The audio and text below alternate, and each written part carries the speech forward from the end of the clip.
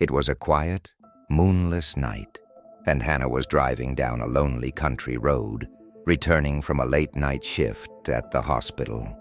Her headlights barely cut through the thick fog that had settled in, and every now and then she squinted at the barely visible road signs to make sure she wasn't lost. Her phone's GPS had failed miles back, and she hadn't seen another car for what felt like hours. The only sound was the steady hum of her engine and the occasional rustling of trees in the distance. As she drove, something flickered in the corner of her eye, a shadow darting across the road. She slammed on the brakes, her heart racing, but when she looked ahead, there was nothing, just the fog swirling in the beams of her headlights.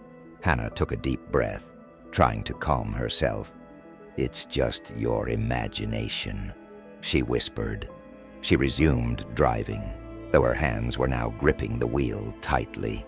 The road ahead stretched on endlessly, a dark, twisting ribbon through the woods.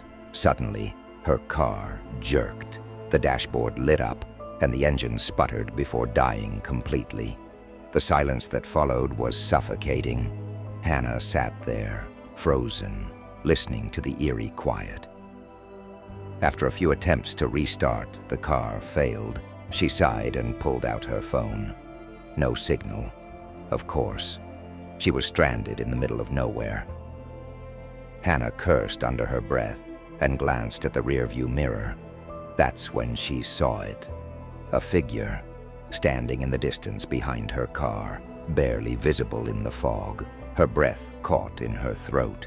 She stared, trying to make out any features, but the figure was just a dark silhouette. It wasn't moving. Her mind raced.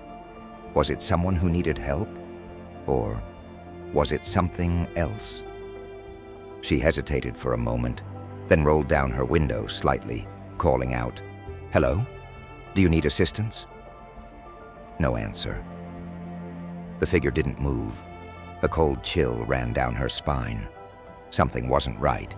Every instinct told her to stay in the car. But then the figure took a step forward, slow, deliberate. Hannah's heart pounded in her chest as she frantically tried to start the car again, turning the key with shaking hands. The engine groaned but refused to start. Another step. The figure was closer now. Panic surged through her veins. She reached for her phone again, praying for a signal, but still nothing. Suddenly, the figure stopped moving, just stood there, unmoving, watching her. And then it raised its arm, pointing directly at her. Hannah's breath quickened. She locked the doors and kept trying the ignition. The car roared to life at the last second. Without looking back, she floored the gas pedal, tires screeching as she sped down the foggy road. As she drove away, her hands shaking, she glanced in the rearview mirror again. The figure was gone.